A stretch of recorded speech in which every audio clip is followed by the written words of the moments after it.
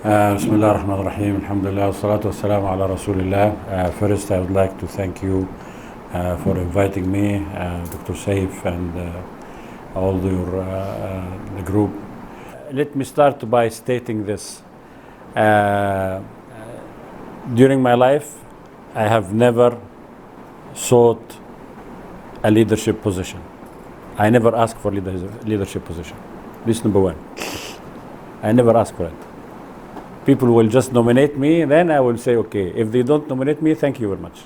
I don't want.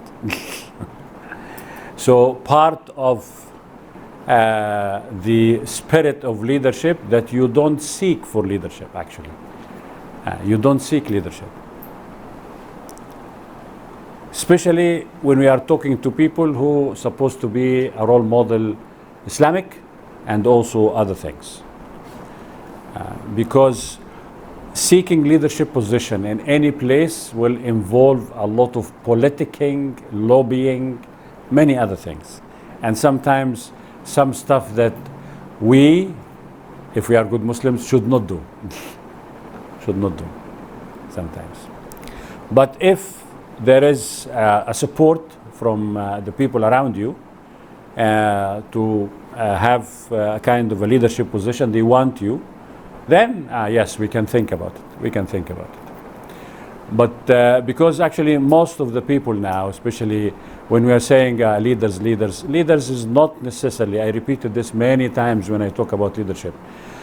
Everybody is a leader in a certain aspect. The hadith of the Prophet ﷺ that all of us remember. The man is a leader in his family. The woman, she is a leader in her family. So every one of us in a very small place, we are leaders. Not necessarily to be the great blah, blah, blah, blah, big position and some, no need for this one. No need for this one. So all of us are leaders in our position and we are responsible. We are responsible. If any of you will get married soon, inshallah, hopefully, or maybe some of you are married, I'm not sure, you will be automatically a leader. And Allah will ask you about the people around you. If you are a man, Allah will ask you about your wife and your kids. If you are a wife, Allah will ask you about your husband and your kids. So this is a leadership position. It's a leadership position, as the Prophet ﷺ mentioned. So leadership, sometimes we should not associate leadership with position like manager, head of department, dean, general manager, CEO, no, minister, no. All of us are leaders in different levels. This is fact number one. Fact number two, the bigger the leadership position you are going to have, the more you will be held accountable in front of Allah. Now, if you are a leader on your wife and your kids, so Allah will ask you about 3, 4, 5 people. Okay, reasonable. If you are a head of department, Allah will ask you about 20, 40 people. If you are a dean, Allah will ask you about 200, 300 people. If you are a university rector, Allah will ask you about 4,000 people or 6,000 people. So are you ready for this? If you are ready, then you go ahead. If you are ready, then you need to go ahead. If you are not ready, don't take it. Don't take it. If you feel that you cannot, because leadership position from Islamic point of view is different from any other point of view. Other point of view, people like leadership position because they consider this a kind of a gaining. You gain out of it. I put in my CV, I will be promoted to a higher position, I will have influence, I will have whatever. But for Muslims, we should have a different view. The Prophet ﷺ told us to have a different view. Different view is a bigger the leadership position, the more I will be accountable in front of Allah about it. And the famous statement that sometimes all of us will repeat about Umar ibn Khattab when he was the Khalifa, the second Khalifa in Islam, and then he said, if a camel will fall in the road of Baghdad, the capital was in Medina. Baghdad to Medina is very long distance. If a camel will fall in Baghdad because of the roads are not rightly paved, Allah will ask me about this. We always repeat this one. We say, Ashuf, how great Umar was. Okay, how great Umar was. Are you willing to be in the same position? This is the question. He understood, Umar ibn Khattab radiallahu anh understood that he will be held accountable for everything. He will be held accountable for everything. So leadership is accountability. This is what I have learned actually. So leadership is accountability. We have to understand this one. And part of it, if you are a leader, you cannot delegate the errors or you contribute the errors to the people around you. I have been in position in this university for 16 years. 26, I left all administration positions just last year, June. Continuously, from 26 to 2023. Continuously, without interruption. Many problems I have faced. Many challenges I have faced. Because of the position sometimes, and because of the people working with me. And whenever there is a mistake, I have to take the responsibility for the mistake. Though maybe the mistake was my assistant or the people, my deputy. He or she did the mistake. But at the end of the day, because I am in the leadership position, I have to take the accountability for the mistake. I cannot claim, no, my secretary, she is the one who did wrong. This is not good. This is not the right leadership attitude. A good leader will not stand in front of people and people hold him accountable or hold her accountable, and then will say, oh, no, don't ask me, ask my deputy. No. You selected your deputy. You selected your deputy. You selected your secretary. So you are accountable for this. You are accountable for this. And even the modern leadership understanding is exactly the same. People consider the modern books on leadership the same Islamic view, which I just mentioned. That a bad leader, the guy who will contribute the mistakes to his subordinates or her subordinates. This is not a good leader. It's not a good leader. A good leader will take the accountability of the errors. And then he or she will try to fix it out. And also part of my job as a leader to protect my subordinates. I cannot say he or she is my subordinate and then say, no, I cannot help you, I'm sorry. No, this is bad leadership. Once I agree that I am, for example, a head of department or a head of student group or whatever, any student who will face a problem, I am responsible for this student. And I need to try my best to resolve the problems. So leadership comes with accountability. With accountability. And this is what we sometimes learn in Islamic issue about muhasaba. You heard this word muhasaba? You know muhasaba. Muhasaba is not only to sit down at the end of the day and you say, alhamdulillah, I prayed 5 times. And this is okay, it's true. But there are bigger things than this. If you are holding position, did I teach well? If I'm in a leadership position, did I took care of the people around me today? I guided them rightly. Some of the people who work with me in admin stuff, you may go and ask some of them who are still around. Alhamdulillah, they told me, we learned a lot from you, because this was my job. Sometimes I have a person coming to me, he or she doesn't know anything. So it's my job to step by step teach them, we need to do this, we need to do this, we need to do this. Not to shout at them or insult them, no. As long as they came to work with me, then my job is to try to teach them as much as I can.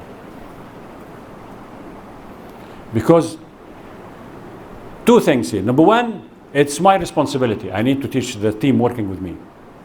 Number 2 is once the team working with me understand my style of leadership, things will be much more easier.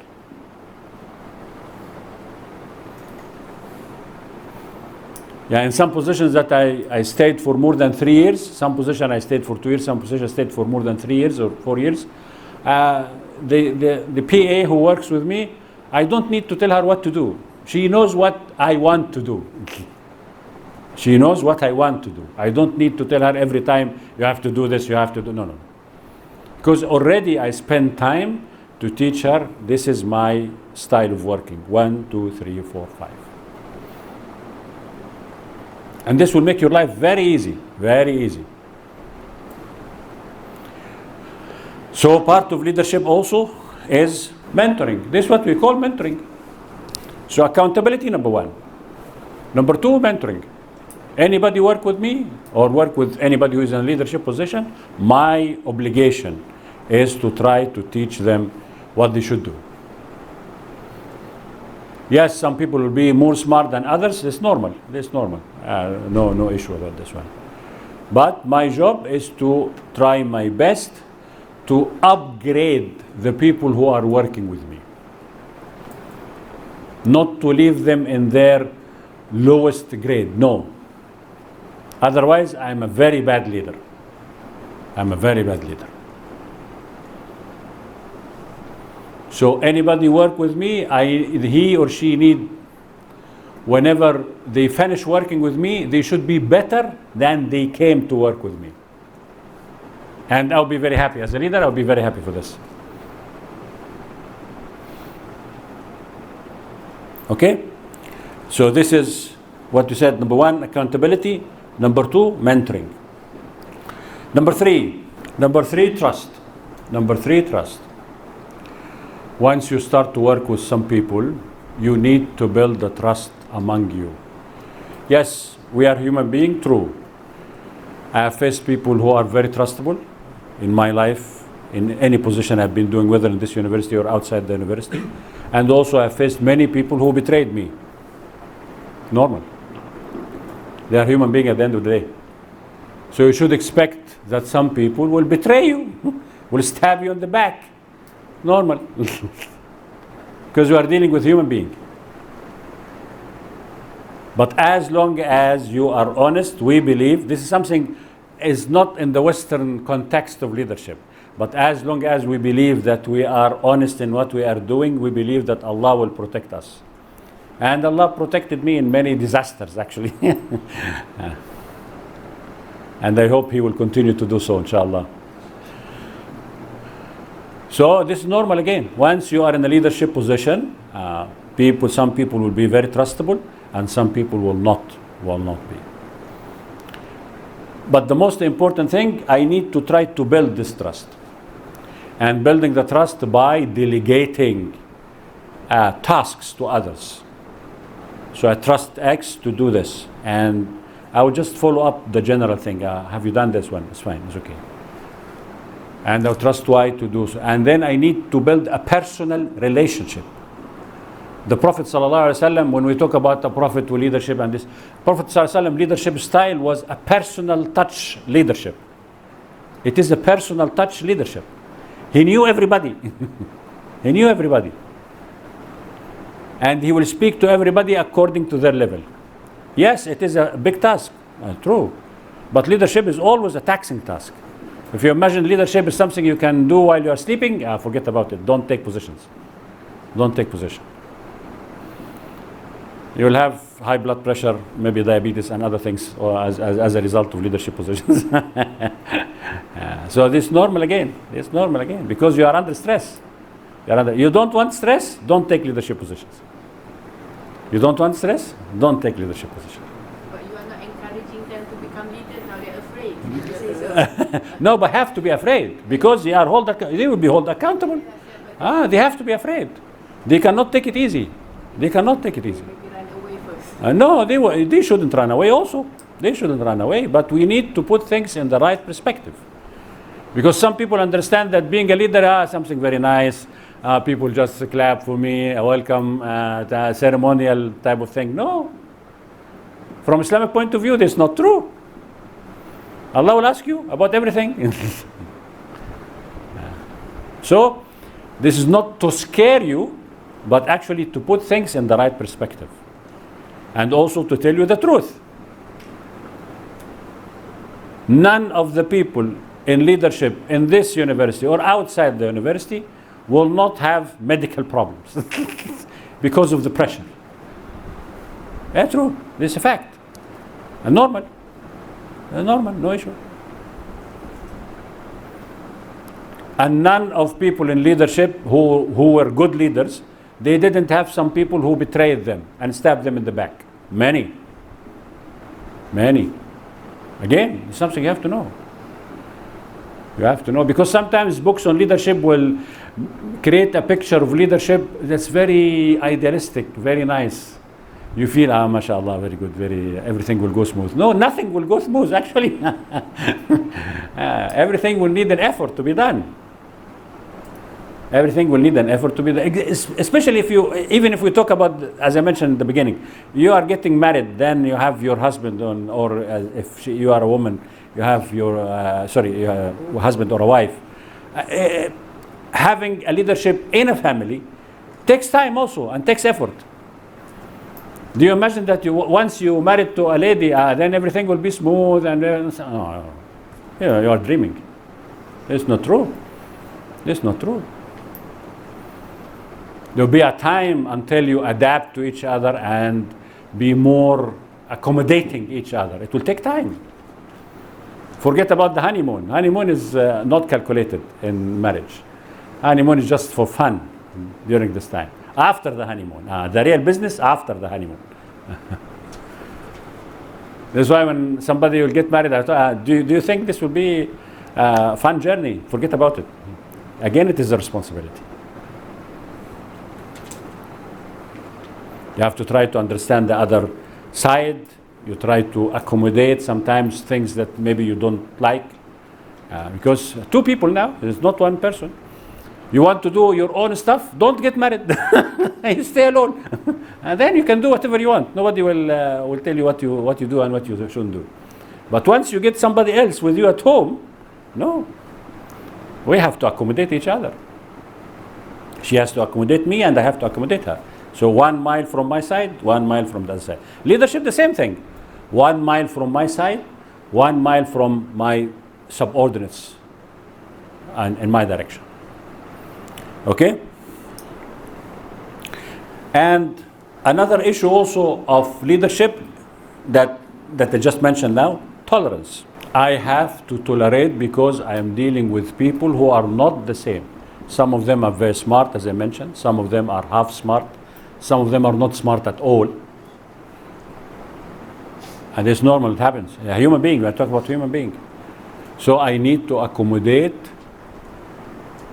everybody because I'm responsible for everybody. So I need to accommodate everybody. And also I need to give everybody the task that he or she can do.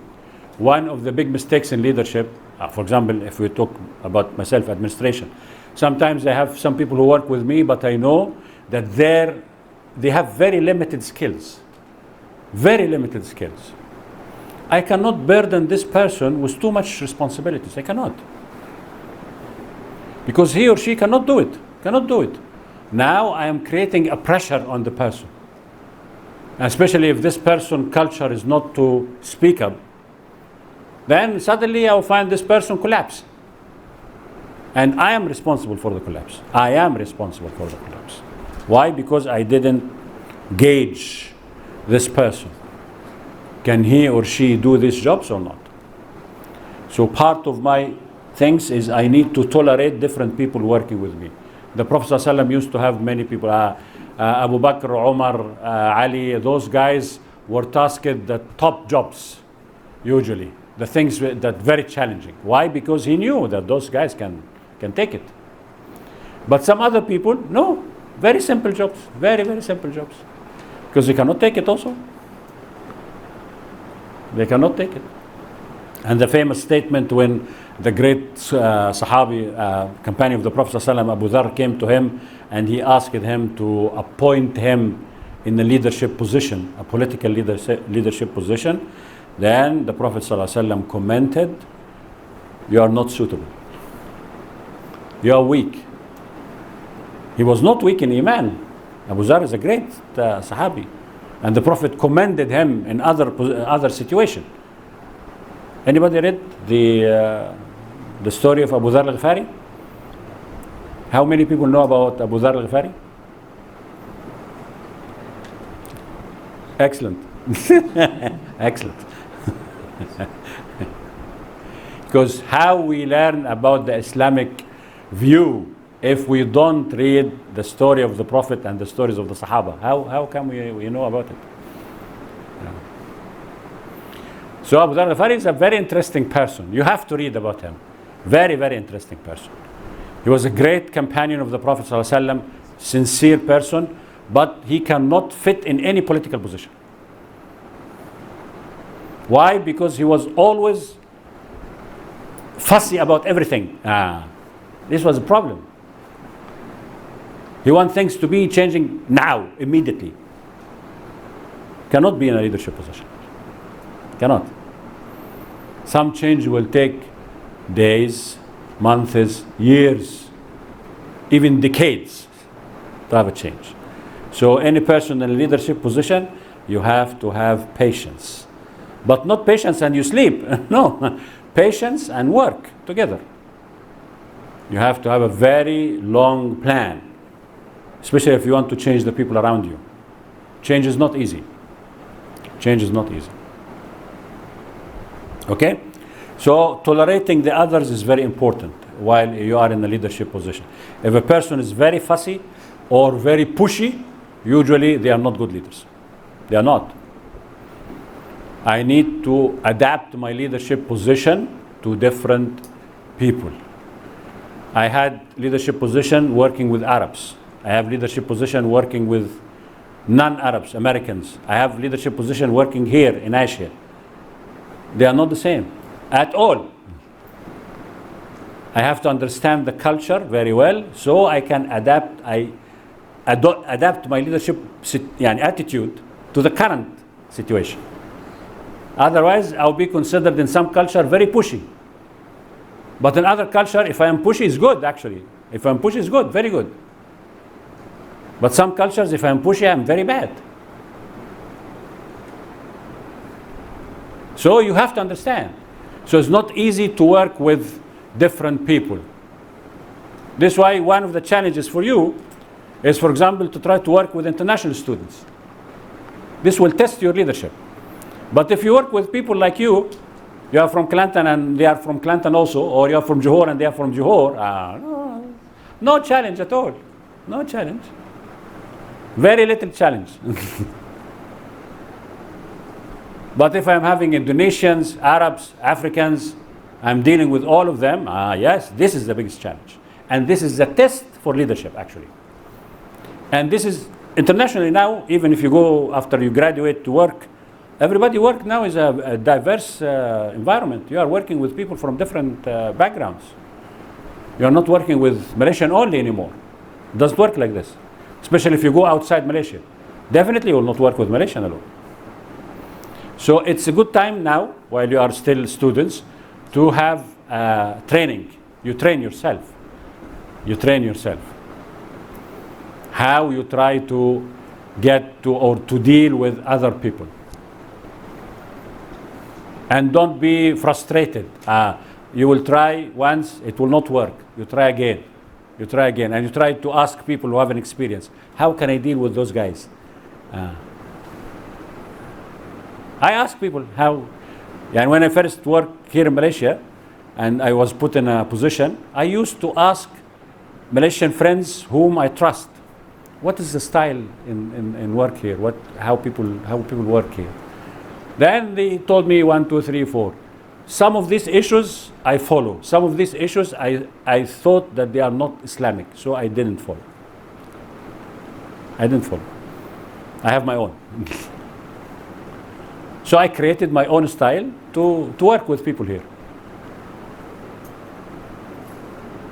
Yeah, for example, usually Malaysia and other places, one of the good things of leadership is to have many meetings. I don't like many meetings. And I feel this is a waste of time. It's my personal view, my experience. I have meeting only for important issues. Then we sit down and we finish. And you can ask all the people who work with me.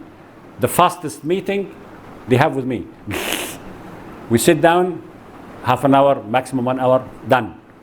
Thank you very much. Everybody go. Because we're supposed to work, not to talk. We're supposed to work, not to talk.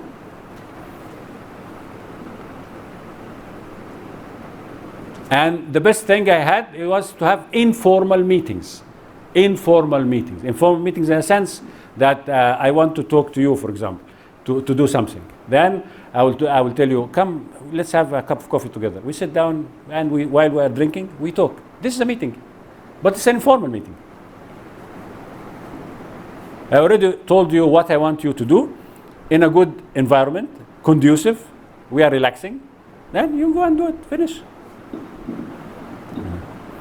Because once we come to a formal meeting, everybody will be coming a bit, yeah, this is formal. So you have this psychological thing that, okay, let's wait, who will attack, who will not attack, who will do this, who will do that. But when we have informal meeting, usually it will go very easy, very smooth. Especially if you need things to be done. If you need things to be done. So, again, this is because supposedly you are asking me about my style. Maybe you don't like my style also, it's up to you. But this is what I found very effective. Very effective. And I don't think even I claim that this is not having a lot of formal meetings is not the way the Prophet ﷺ used to do with the companion. It was always informal things. He will go to a home of one of them and sit down, talk to him. I want you to do 1, 2, 3. Then this guy will go and do it.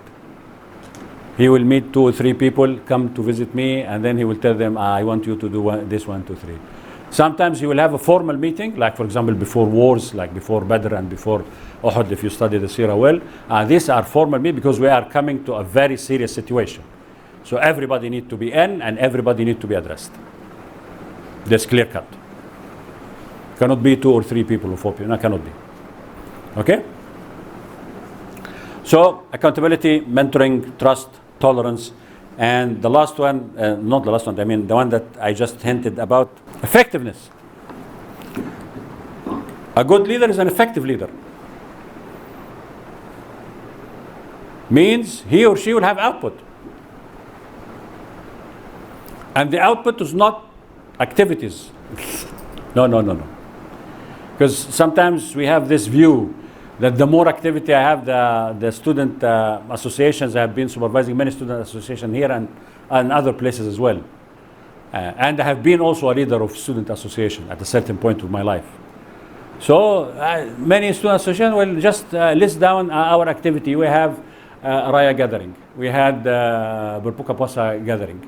We have gathering for gathering. We have what is the result of all this gathering for gatherings? What's the result? What's the output? Yes, you can list them as activity, but what is the output?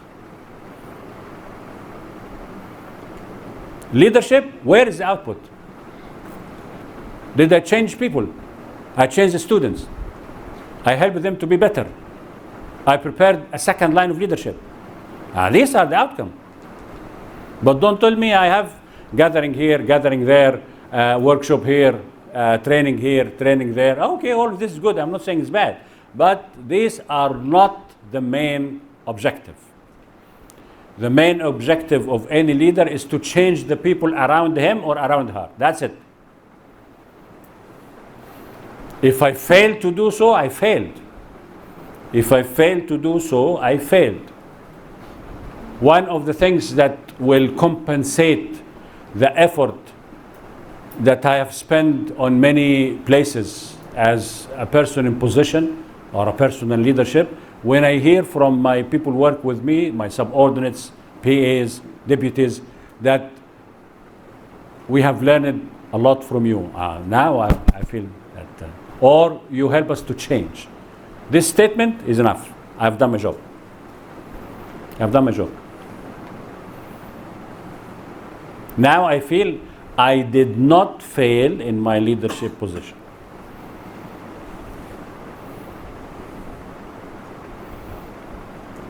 So you want to be a leader? Make sure that you change the people around you. Otherwise, there is no meaning for leadership. The Prophet ﷺ, the greatest example of transformational leadership.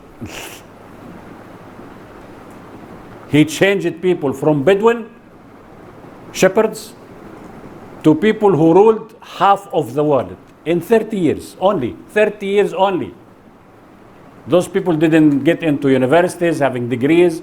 They didn't have training. They didn't have raya gathering or burbuka bossa gathering. They didn't have any of these things. But they ruled half of the world in 30 years only. Is this something great or not? This is exactly like, for example, I talk to you now, and then in 30 years, I find all of you controlling 50% of the business in Malaysia. Now we created leaders. Now we create leaders. Yeah.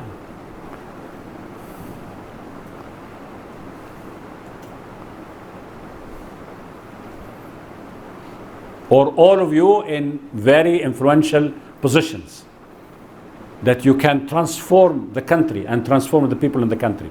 Then, yes, now we are done. We have done something good. Otherwise, no. Otherwise, no. So, the effectiveness and transformational efforts. And as I mentioned, this is the things that will make you feel that you have contributed. For us, for example, we are lecturers at the end of the day. A lecturer also is a leadership position. I don't need to be in any admin position to be. So a lecturer is an admin position.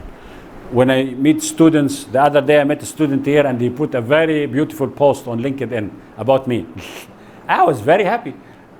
Now I've done my job. I've done my job. Even I don't remember all the details that he mentioned. I don't remember actually. He said, you accommodated me, I have some difficulties and you accommodated me, blah, blah, blah, blah, blah. I really appreciate this one. And this changed my life. Also, this changed my life. The same. Now I feel I have a change in the people around me. And that's enough. Of course, not everybody will be changed. Definitely. And not all my students, for example, like me. Some students, they don't like me, which is normal also. Normal, no problem about this one.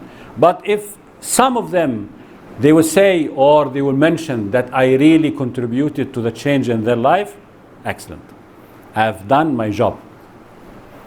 I've done my job. But if nobody say anything, or I didn't change the life of the student that I've been teaching for 30 years, actually, I should commit suicide. Don't do this, it's haram. Because committing suicide is haram. I'm useless. I'm useless. Literally useless. I've done nothing. I've done nothing. Okay? And this is the essence, actually, of Islamic leadership. Essence of Islamic leadership is to change people. Change people to the better around you. Again, coming back to the very simple one, you marry a lady who is not really a very good religious person. If you manage to change her to be a good religious lady during the marriage life, you have done your job. If you manage to make your kids good, professional, and also religious, you have done your job. Also, if a wife will marry a person who was half so-so, and she managed to improve him, then, of course, she has done her job. She has done her job.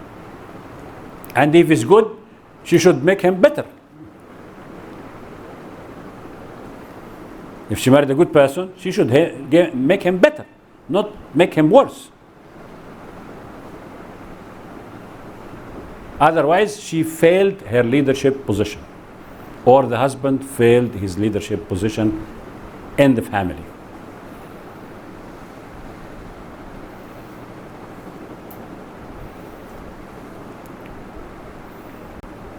And many ways we can do this one. Many ways we can do this. So the essence of leadership is to change people. To change people. Here in this university, you can hear about many names sometimes, especially from the early whether HOD or rectors, or some of them, people will remember them always. Why people will remember them always? Because they made a change. They made a change on everybody. Then, of course, they will be remembered. Why we remember the great Sheikh? Why we remember the great Sheikh? Why people remember Abu Hamid al-Ghazali, for example, or remember Ibn Taymiyyah, or remember all those guys? Why? They made a change. They were not sitting in the corner reciting Quran and reading fiqh and do nothing. No, they made a change. So everybody remembers them. Why we remember Imam Shafi'i? We have quarter of the Muslims across the world, or maybe more than quarters. They are following Imam Shafi'i. So this guy made a change or not? Made a change. Great change. Sometimes we mention also here in the Southeast Asia, the Hadrami. And you have one Hadrami sitting behind here. Abdullah. Why people remember some of the Hadrami around here? Because they made a change. When they came, they made a change. They were not sitting just reading Quran and reciting, and that's it. They helped many people to convert to Islam, and those who were Muslims, they helped them to be well educated, to learn more about Islam, and to be good Muslims. So they made a change. And most of the stuff that you are reading, the books and other things, are from this time. From this time. Okay? Another issue also related to Islamic leadership.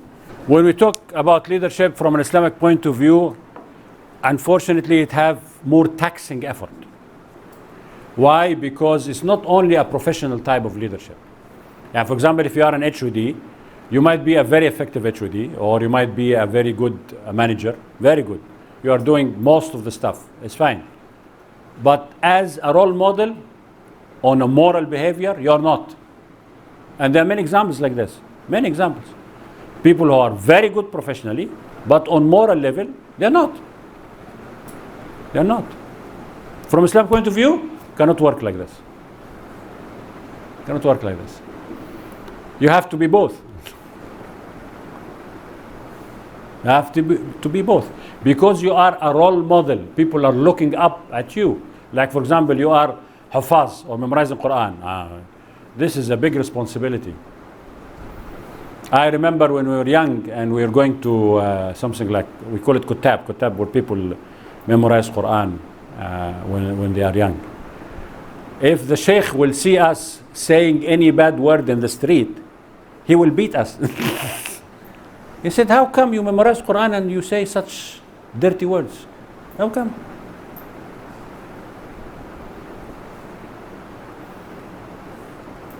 Or if he will see one of us doing things which not supposed to be done, not proper, we will be beaten in the street. He will beat us in the street. How come you memorize Quran? If you want to come to me, to my place, you stop doing so. If you don't, you don't come. If you don't come, go. Why he's doing so? Because this is out of respect of the Quran we carry. I'm carrying Quran now. Okay, I'm carrying Quran, so not like any other person. I have more responsibilities. I have more responsibilities. So when we say you are Hufaz, isn't so? Supposedly, or partial Hufaz, at least, then you have a bigger responsibility. People look at you, look up at you. Did you cheat? Did you do something wrong? Did you say some bad words? They will see you dealing with the other side. If you are a male, you are dealing improperly with the female. Or if you are a female, you are dealing improperly with the male. Of course, we say, oh, what is this? He claimed to memorize, or she claimed to memorize Quran, and they answer. So the role model gone already. Role model gone already. So leadership from an Islamic perspective have two sides. We have to always understand this one. One is Islam, which is the moral code of Islam, and the other one is a professionalism. So this is why you have to be learning about things. When you are nominated to a leadership position, also you have to be able to manage your activity. You have to be able to manage your activity.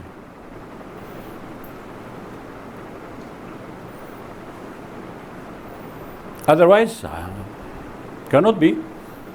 And to tell you that the people who have both of these things are the people who really make the change. Yes, it's a lot of responsibility, true. Yes, of course.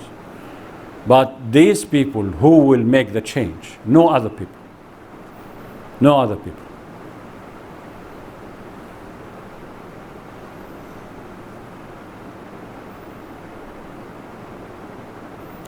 Now coming, if I am nominated to some positions, what I have to do?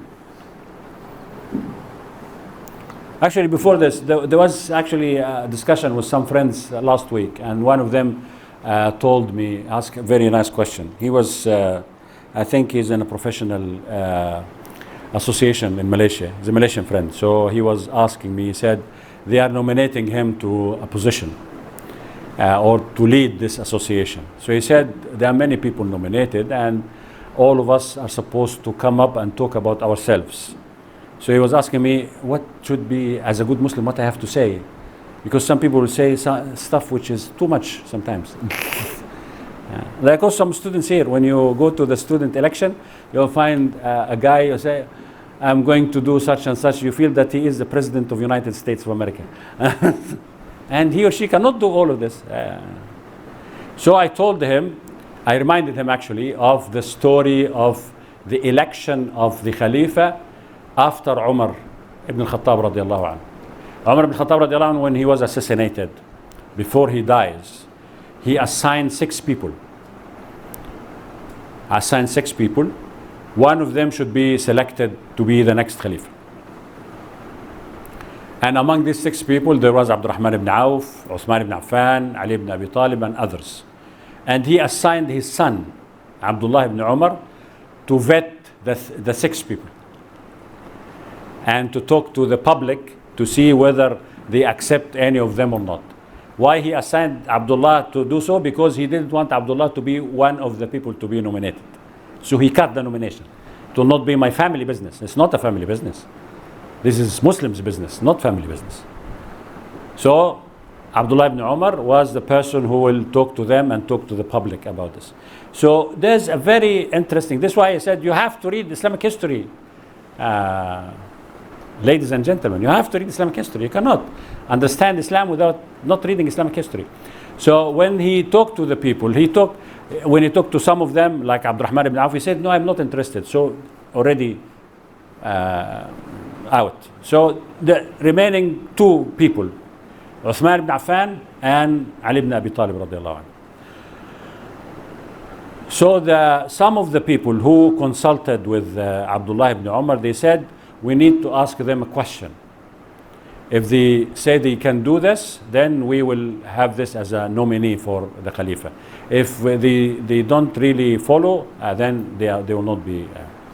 So he asked them one question. He said, both Uthman and Ali ibn Abi Talib, he asked Uthman, are you going to follow the same way of Abu Bakr and Umar in your leadership if you are nominated as Khalifa? Then Uthman radiallahu anhu said, yes, I will do.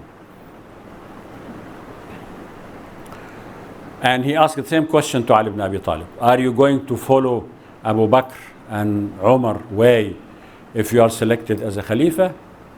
Ali said, no. And his justification, he said, the people whom Abu Bakr and Umar were leading are different from the people now. So I cannot follow the same procedure. Yes, I will follow the Islamic guidelines, but I cannot follow exactly the same way. So based on this question, Ali ibn Abi Talib was out. And then Sayyidina Uthman radiallahu anhu was elected as a Khalifa. When Uthman radiallahu anhu elected as a Khalifa, actually he couldn't do what he promised to do. He couldn't do. And this led to a lot of chaos after this, ended up by the assassination of himself, the Khalifa himself. This not because Uthman radiallahu anhu, of course, he's a great Sahabi, he's one of the people that the Prophet ﷺ said he's going to Jannah. There's no discussion about this one. But he did not assess the change that happened in the society during his time. So he thought, yes, he can do. But Ali ibn Abi Talib was more assessing the situation. He said, no, the old ways cannot work. Cannot work anymore.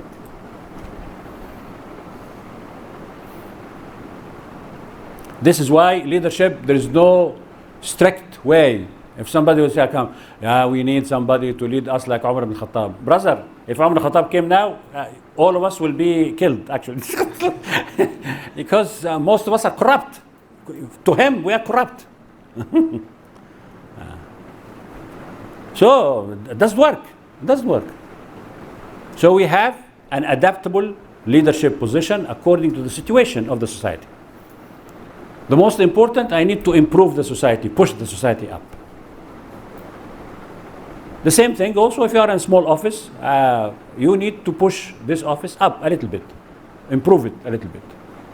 If somebody came after you and destroyed everything, okay, this is responsibility or her responsibility, but at least during your time, you have done your job. And this will lead us to a very important issue if you are nominated to positions. So if you are nominated to a leadership position, before you say yes or no, you have to assess the situation. If you are a rational person, you have to assess the situation. Means I assess, okay, they nominated you to be leader of this student group.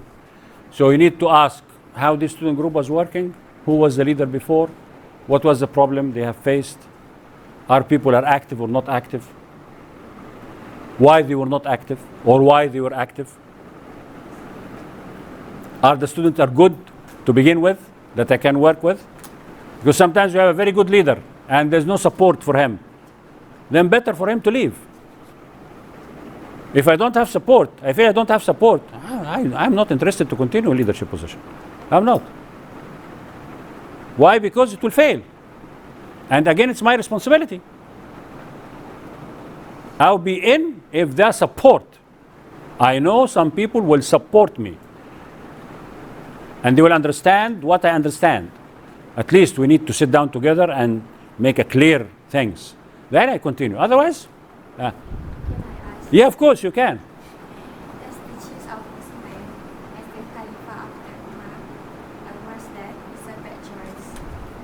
Which one is a bad choice?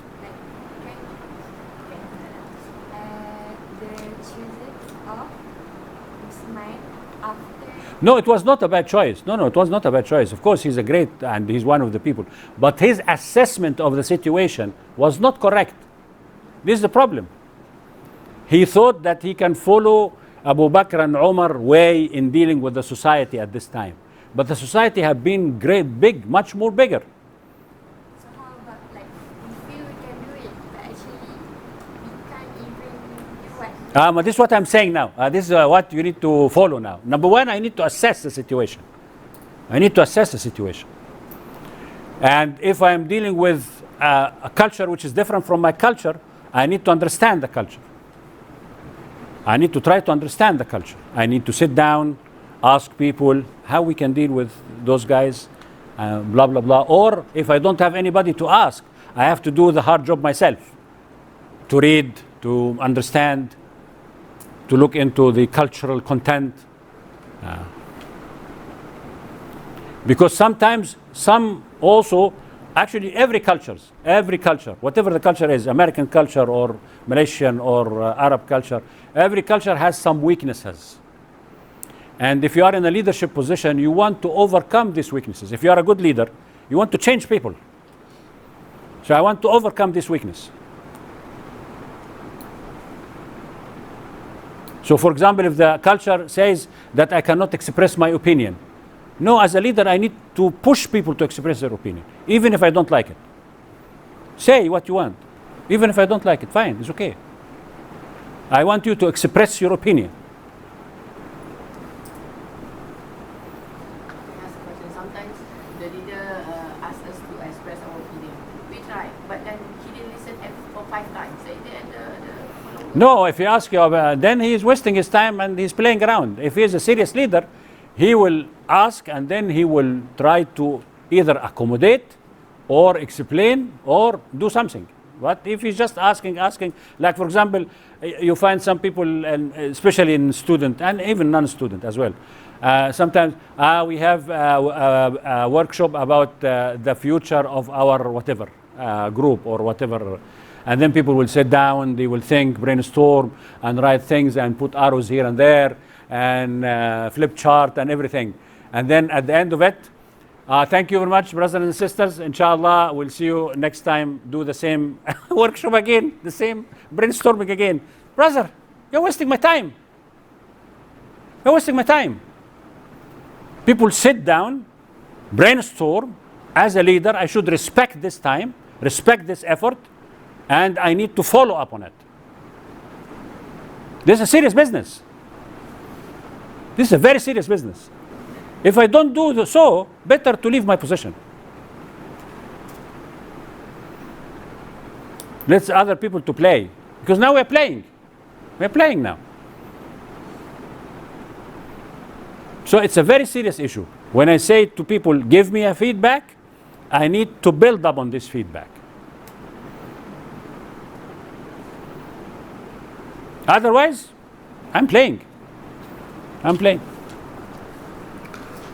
Because again, some people will do it as activity. Activity. So, as you said, dry gathering, and then brainstorming gathering. And every time brainstorming, brother, enough brainstorming gathering. Our brains already depleted.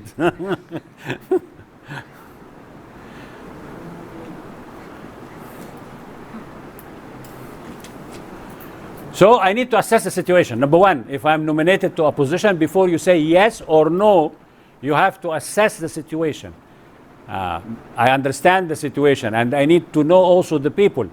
Try to see some people. If I can see some people that I can work with, and I trust them from before, then maybe I would be encouraged to go ahead. But if I feel people not really trustworthy or problematic, and I'm supposed to lead all of those problematic people, better not to go for it. Better not to go for it. Because it will be a very challenging job. Second step I need to do, if I'm nominated to leadership position, assessing my skills or my competencies.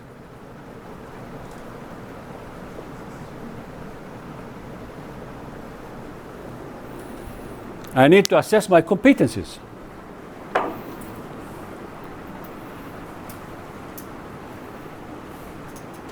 Most of the administrative jobs here in UAE, for example, or academic in general, will involve money.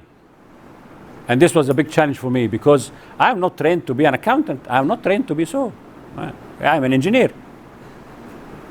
But at a certain, of course, no need to mention it, but at a certain point of time, some people who would work with me cheated me. And I was in a very bad position. Because I didn't understand. I was trusting this person. I just signed. I just signed.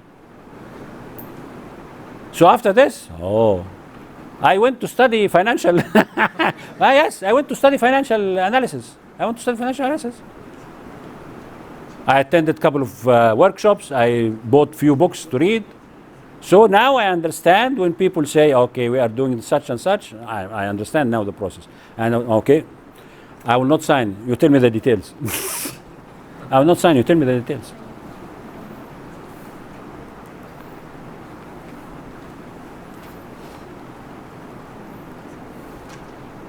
So this is again one of the, it was not my competency. I didn't learn to be an accountant or a financial analyst. I didn't know this. But because of the position, the need of the position, and I feel that I have a weakness, I have to learn this. I have to learn this.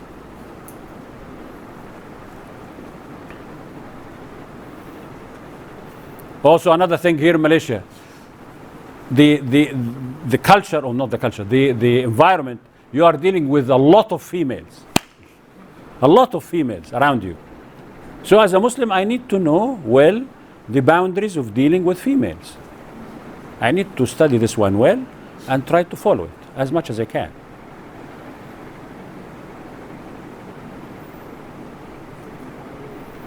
Because if I do mistake, people will tell, there's Prof. Walid is and maybe I didn't do something intentionally, but because I didn't really know that. So better, I need to study well what should be the boundaries in dealing between male and female in workplace. So I will not transgress this limit. Yes, we deal, we talk, we joke also, no problem, but with Islamic framework. Nothing beyond this.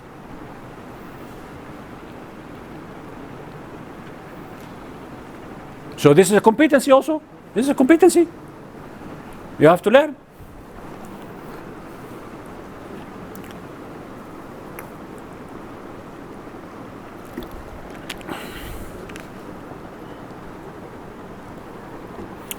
Uh, 10 minutes, I'll stop after this. The other competency, if you did not have a background in management at all, then also you need to read about management. You need to read about management. Many of our friends here, some of them claim that I know the procedures in this university more than anybody else, which is true. Because any position I will go, I will study the procedures. I don't want to do mistakes. I try my best not to do mistakes. So I will not leave the procedure to my PA or to, I need to study. Come, sit down, explain to me the procedure. If she doesn't know or if he doesn't know, I will ask the other guys, what is the procedure here? Sit down and tell me what the procedure. Again, this is my responsibility. Again, I'm not trained to be an administrative person. I'm trained to be an engineer, an academician.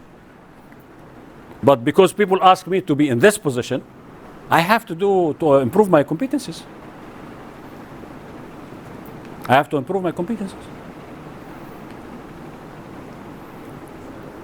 So these are the two major steps that you need to do before you accept or reject any leadership position. If you do them properly, I'm telling you, with the help of Allah subhanahu wa ta'ala, you will be a very good leader in your position. If you don't do them, congratulations, you are on the wrong track. You are on the wrong track.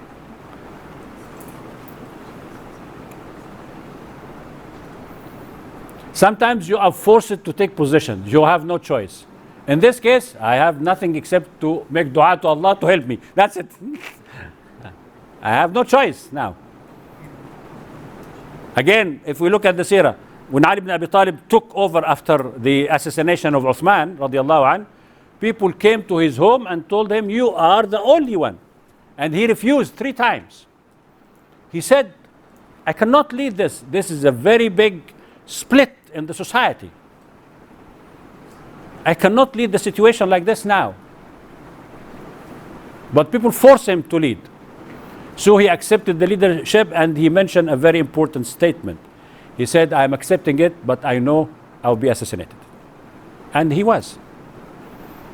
He was. But he still take the position. Because everybody pushing him for it. They said, you are the only one who can try to resolve the situation now. He didn't run away. He didn't run away, and of course, he didn't run away.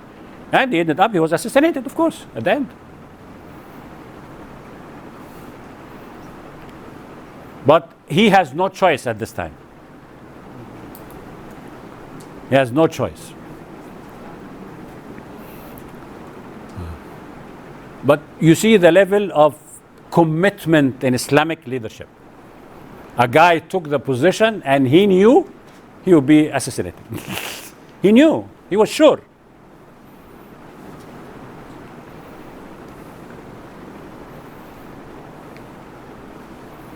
Not like people now, take the position, how much money I'll bring out of it. Can I do business here and do business there? Can I open a business after I finish my...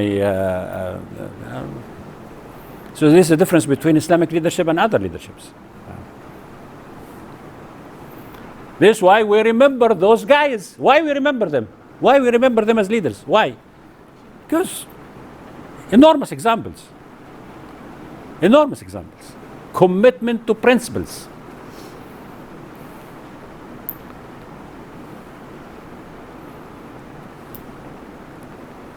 But the other who make benefit out of their positions, nobody remember them. They are in the trash bin of history. We don't remember them. Even if some people will remember them and say, he was...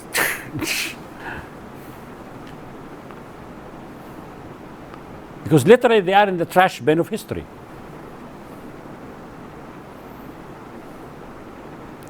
Okay? So I think I covered most of the points that I wanted. I tried to blend some of my experience, but I will not, he mentions that I need to talk about myself. As I said, my life is very boring. I just mentioned out few things which are important, relevant, relevant to you. And from my experience and many other things. So if you have any question, please let me know. We can discuss more. And otherwise, this is what I want to say. And I want to remind you also, because we are sitting here in this masjid, you are going to listen to many people coming, and we are supposed, this is an Islamic type of preparation. I want you to remember a very important issue. I always remind people, when I deliver a talk, I will tell them, at the end of this talk, Allah will ask me about this talk on the Day of Judgment, and Allah will ask each one of you about the same talk. You have to remember this. Allah will ask me, Walid, you have said to the student 1, 2, 3, go. Did you follow this? If I say no, I am on the wrong side. And will ask you, you heard somebody called Prophet telling you 1, 2, 3. Did you follow this? No, I didn't follow. I forgot. Congratulations, you are on the wrong side also. So listening, I always say, listening to Islamic teaching is not fun. Is not fun. It's a serious business. Because Allah will hold us accountable for this. Whoever will talk and whoever will listen. You want to listen something fun? You go and listen to somebody singing or anything. That's fine. Or saying nonsense. Not Islamic issues. Islamic issues? No, we'll be held accountable for this. The people who taught us long time back when we were as young as you, attending classes, Islamic classes, always will remind us this. Allah will ask you about what you have learned in this class. Okay. Okay, Mashaykh. Huh? Okay, thank you. If you have any question, please ask your questions. Our MC, yeah, coming back to you, man. Thank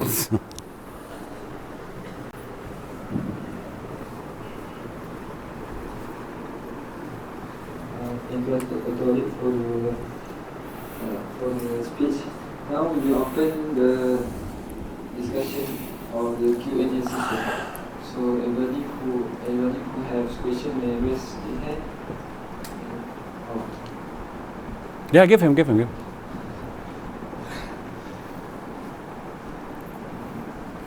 have one question.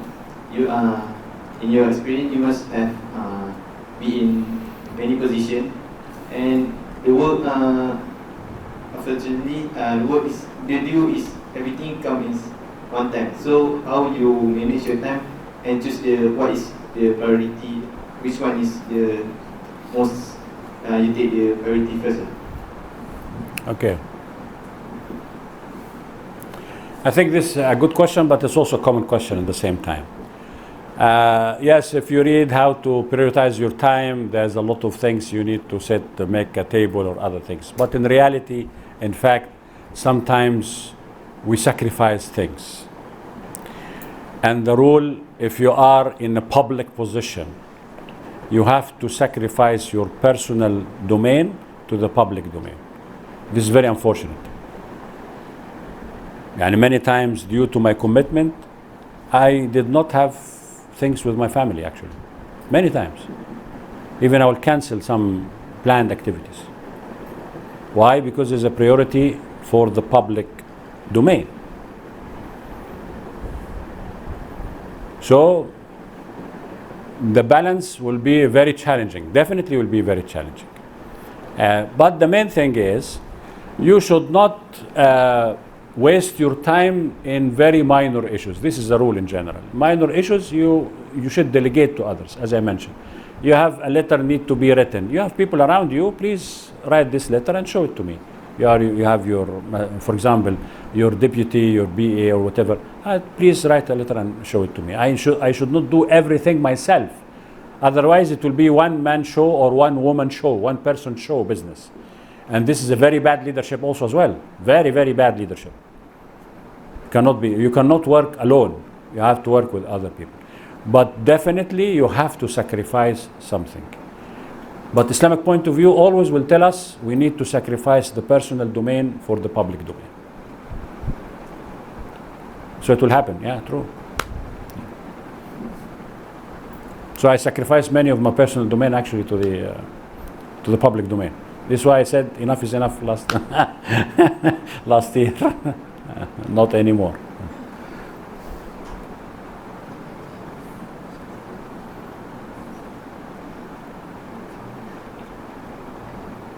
Yeah, if your voice is loud, I can hear you. No problem. What if we were assigned a position, but we refuse it, and because of the refusal, the person that replaced our position do zalim or not do the work as well. So do we accountable for it? This is a good question also. Very good question. In this case, Islam asks, let's do the lesser evil. The lesser evil. So now I'm sure that the people who are nominated, maybe 2 or 3, whatever, and then one of them is a good person, and the others we know they are corrupt. We're sure that they are corrupt. Then in this case, this person has no choice. The good person, has no choice to try to take the job.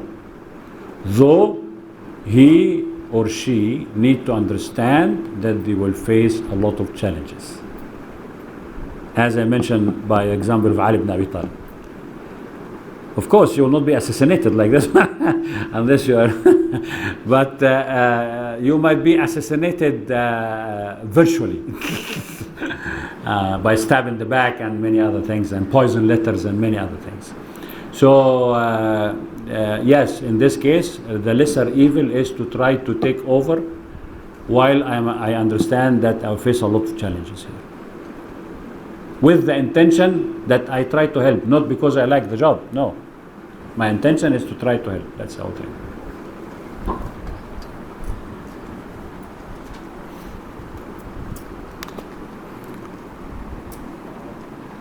I have also a question. Very good. Is there any person or figure in this era or not in this era that you admire and why? Yeah, sure. Many people I admire in this era on different levels, but the list is quite long. The list is quite long. But I have worked with people that nobody might know them, but they were very good people. So I learned how to be a good person out by dealing with them. So many of those people actually were in leadership position, and they were murabbi, or what we call mentor now. And I remember one of them, maybe none of you will know, because this guy passed away. May Allah mercy him. One time I was in a certain, but not in Malaysia, it was back in Egypt. So I was having a kind of a problem with one of the NGOs, Islamic NGOs. And I was supposed to lead a part of it. And there was a lot of problems. Supposedly people are good people, but their views is mixed up, and some of them have very narrow mindset and many other things. So I told to this person, he's a senior person, I told him, Ustaz, I want to resign. And he said, why you want to resign? I told him, I cannot work like this. I cannot work like this. It's very difficult. And he asked me this question. He said, if I tell you that you have made a change, are you going to stay? I told him, I'm happy to hear that I've made a change, but also still very difficult for me to deal with those people. And then, come here, because I will just do what he did to me. He took my hand like this, and he said, do you remember the ayah, وَاصْبِرْ نَفْسَكَ مَعَ الَّذِينَ يَدْعُونَ رَبَّهُمْ بِالْغَدَاةِ وَالْعَشِيِّ, and Surah Al-Kahf. Be patient with the people who pray to Allah and something like this. I said, yes, of course, I remember. He said, are all those people are good, in general, good Muslim people, or they are bad? I said, yeah, they are good, but management-wise, they are not good. He said, then you follow the ayah. This was one of the great people that I've dealt with, and many examples like this. So names are not important, because many of these names you will not know, actually. You will not know these names. Or maybe you will know some of them, but also it's not good to, to mention some of them. But the thing is, these are the people that we have learned from. A different type of people, which rarely you can find now. Very rare you can find now.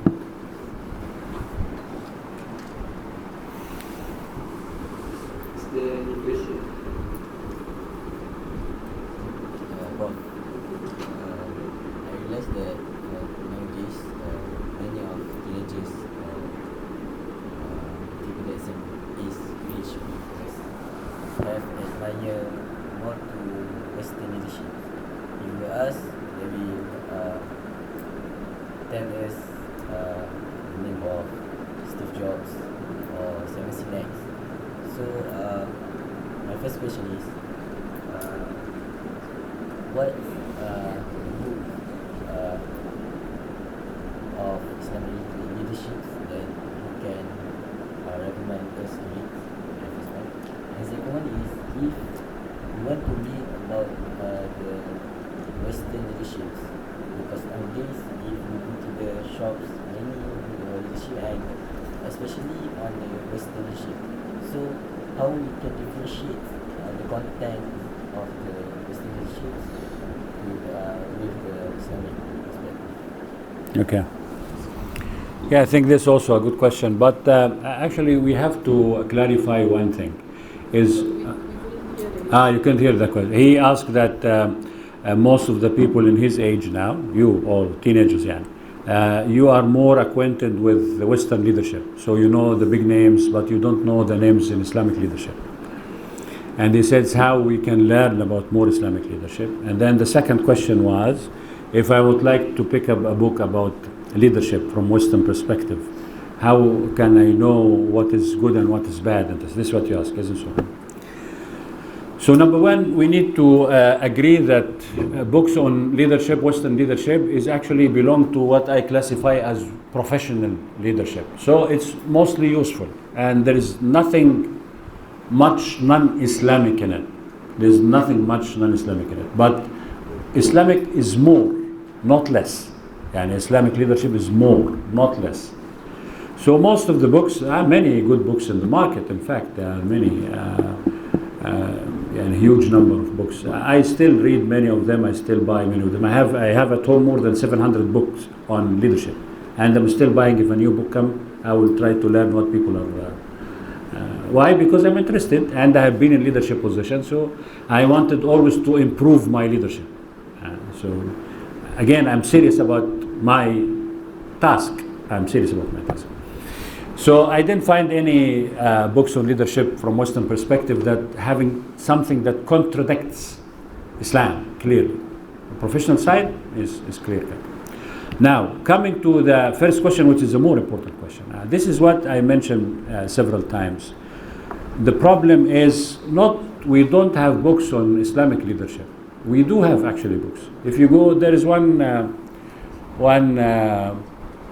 publisher, actually many publishers. In English, if you want for English, you can go to Da'wa Corner. This is in Ampang here. You go inside, you'll find at least 10 to 15 books about Islamic leadership. 10 to 15 books about Islamic leadership. But nobody reads. And the problem is nobody reads. If you have in Malay, I think you have a guy who wrote about most of the leaders. I met him actually. He wrote novels, Islamic novels. I think his name is Latif or Latif. Huh? Abdul Latif. He wrote actually more than 20 to plus 20. I met this guy actually. He's a very nice guy. And he tried his best by writing, transforming this people into novels. So it will be more entertaining.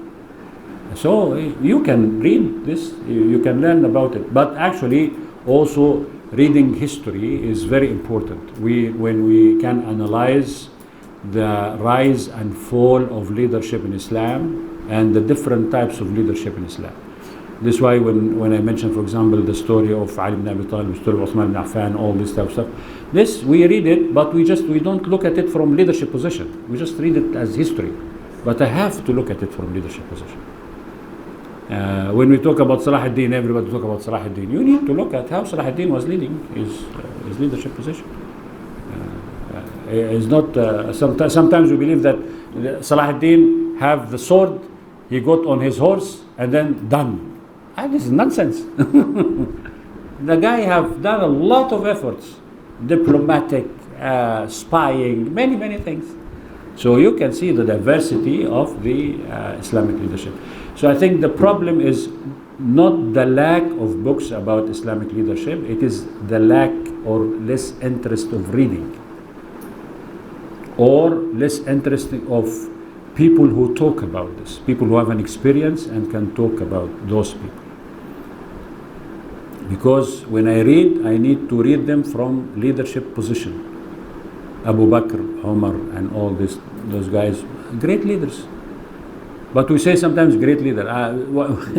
There was a few years ago before Corona, a person was telling me, Brother Walid, of course we know that Umar al-Khattab was a great leader. So before he complete his statement, because he was trying to ask me a question, I told him what kind of leadership he has. And then he was silent for a while. He couldn't answer the question actually. Why? Because he's just repeating what people say. Umar al-Khattab is a great leader. But he doesn't know why Umar al-Khattab is a great leader. So when I say Umar al-Khattab is a great leader, I need to understand why he was a great leader. Why? What are the attributes that made him a great leader? Like for example, for female, I always say why the Prophet ﷺ will say a very famous hadith that everybody read, but very few ladies will do this. Not only young as you, but even the elder ones. The Prophet ﷺ said, many men have been perfect in history. Men have been perfect. Women, only 4 have been perfect. And he mentioned the 4. Khadija bint Khuwaylid, his wife. Asiya, Imra'at Fir'aun, the wife of the Pharaoh. Maryam ibnata Imran, the mother of Isa alayhi salam. Fatima bint Muhammad. He specified 4 people, 4 female. Go ahead and figure why those female were perfect. This is your job. He told us that those are perfect. Then my job to study why those 4 female were perfect. He will not tell me everything. I have to use my brain. I have a brain here. I have to use it. Okay? So the same thing when we say Abu Bakr as-Siddiq was a great leader. Okay, why he was a great leader? Can you identify why he was a great leader? These are things that we need to think about. When we read history, we need to think about. But sources are many. Sources are a lot, actually. And in Malay, there's a lot. In Malay, you have a lot of writing, Islamic writing. The other day I went to this Popular, and they were having a discount on some Malay books. Majority of it are Islamic Malay books which will talk about Islamic history in a very simplified way, not like our time. Our time, the books has no photos now, no colors, nothing. It's only writing like this, and small writing. But these books have colors, photos on blah, blah, blah. So it's very entertaining for the young generation. But who are reading them? This is a question. This is a question. They should have a book club, actually. They should have a book club. And they have to select some relevant books relevant to them. All of them will read, all of them will comment on it. Otherwise, congratulations. Nothing will improve. Any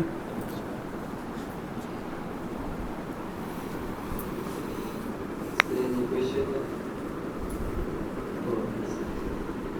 As Prof said that Islamic professionalism is the most important in any leader.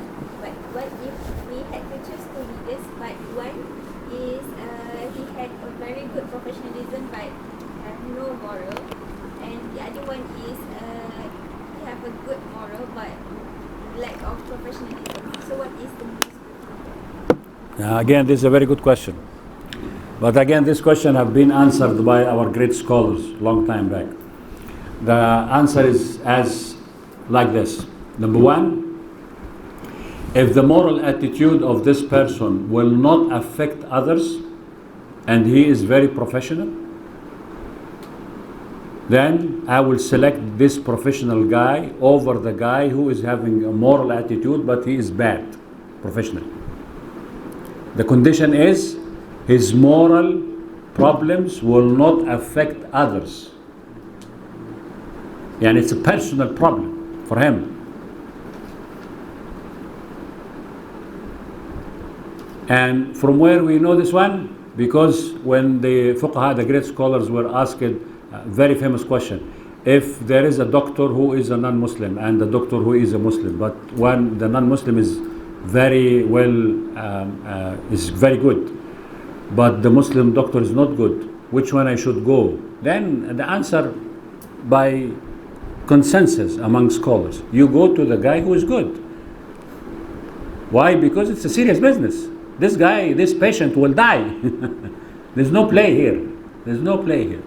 So you go to the non-Muslim. But at the same time, the scholar will say, Muslim doctors should improve. We cannot have Muslim doctors who are lousy. We cannot. Okay? But if we have the moral problem of this person can affect others, then I cannot select him. Let's assume, for example, a person who is in a leadership position, but he is a male, for example. So I know that this guy is flirting around with women. And this position will involve many women that he will lead or supervise or anything. So we know that he's flirting with women. Not take him. I will not take him. Why? Because his moral problems will affect the others. I will not take him. Then in this case, I will take the other guy who is morally okay, but professionally unokay, and we try to push him to be okay professionally. We try to help him to be okay professionally. Clear? The answer is clear? Okay. You have a question, you? Yes. When we become a follower in a group, there is a leader and we are the follower. How can we be a follower with a leadership characteristics? This is also a very good question. A follower with a leadership characteristic. Number one, you should be always having initiatives. I don't wait until my boss will have all the initiative. As a good follower, and to be prepared to have a leadership position, to have initiatives. So if I have an initiative, I will tell my leader, I have this idea, what do you think? If we say go ahead and do it. Go ahead and do it. You don't wait for the boss to say anything. This is number one. Number two, I have to be critical in a positive manner. Means, if my boss is doing something wrong, I have to tell him, you're doing something wrong. It cannot be like this. This is wrong. Because there is an attitude, unfortunately, not only here, but in many other places as well, across Muslim countries. The leader will say nonsense, and everybody will sit down and smile and say, great words of wisdom. Brother, there's no wisdom at all. There's no wisdom at all in what this guy is saying. Why you are clapping? Now I am a very bad follower, and this type of follower will be a very bad leader later. But the good follower, no. Maybe I don't need to tell my boss in front of everybody, no. But I need to advise him, what you have said in this meeting or in this thing is not correct. It's not correct. Whether he will like me or not doesn't matter. Because I'm doing this for the public benefit. I'm not doing it for myself. I'm doing this for the public benefit. Okay? Clear? I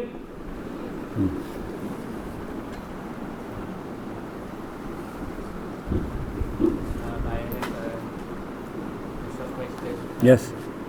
What is actually what is the habit that I recommended for the young leadership, such as for especially in monitoring all these leaders, Monitoring what? monitoring all the younger generation.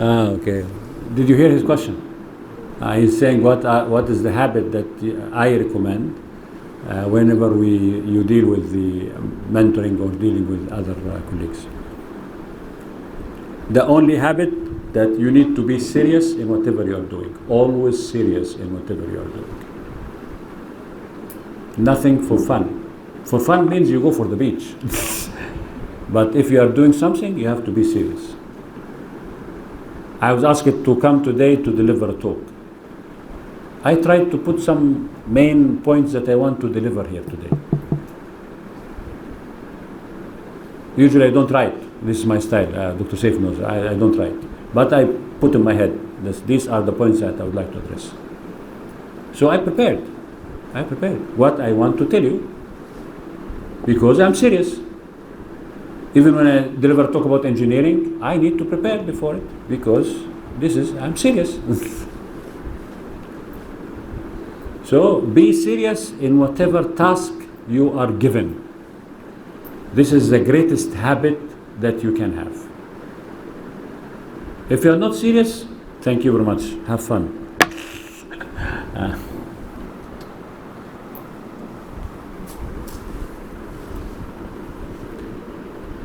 Thank you, Doctor, for the And there's one question here. Maybe last question. I want to ask you. Maybe you can share your daily routine or your experience to us. We can follow to be a good leader. What the daily routine we must exercise in our team. You mean routine in whenever I'm in a task and in a leadership task, or what kind of routine, or life routine, or what? Yeah. Life routine is different because life routine I have my own routines. Of course I have my family. I have also my reading. I don't stop reading all my life. So this is something that I need because I'm trying to cope up with things that coming here and there, whether it's Islamic reading or engineering reading or management reading. So this is a different one. But if we are talking about when I am taking a post, like administrative post, usually I will come to my office every day diligently, and I will stay all the time unless I have some other commitment during this time. And I will follow all the things that take place in the office to make sure that everything is prepared, everything is planned ahead, and no problems or disasters will happen. Of course, sometimes disaster will happen, but at least I have done all what I can do, but sometimes something will pop up. But always when you are in a task, you have to be the first to come, the last to leave, and you do your job. You plan ahead. You plan ahead. Don't leave it for others to plan. Maybe in religious side. Religious side. Religious side is different. Religious side, of course, of course, like, I don't know what to say about this one. But I think the two pillars that saved my life in many situations is number one, the zikr of Allah subhanahu wa ta'ala. I have passed through some difficult time, and I'm still from time to time pass through very difficult time. So this is the thing that always was my savior. The zikr of Allah subhanahu wa ta'ala. Whether you do it in wirid or whatever, it's up to you. And everybody have his own plan for this. But don't stop doing it. Don't stop doing it. The other thing that always, I believe, continuously inspire me and give me hope is to reflect about the Quran. Not just to read, no, I'm talking about reflection. You just read a small 2 ayahs or 3 ayahs and try to see what this means. What are the implications of this ayat? This is always very inspiring, very, very inspiring. And if you are serious, Allah will open a lot of doors for you. I'll tell you the truth. Allah will open a lot of doors for you. And I'm updating my information about Islam, Islamic history. I'm still reading Islamic history. I continuously read the Seerah of the Prophet ﷺ. I read it hundreds of times, and I'm still reading it. And any new book on the Seerah of the Prophet ﷺ come up, I will buy it to read it. Why? Because this is the role model. This is the one that I'm supposed to follow. And every time I will learn a lot. So these are main things that usually I will do. Yeah. Of course, plus the obligation. Obligation is, don't discuss the obligation. You pray. If you don't pray, thank you very much. And this, I'm talking about the extra things. Yeah, the extra things.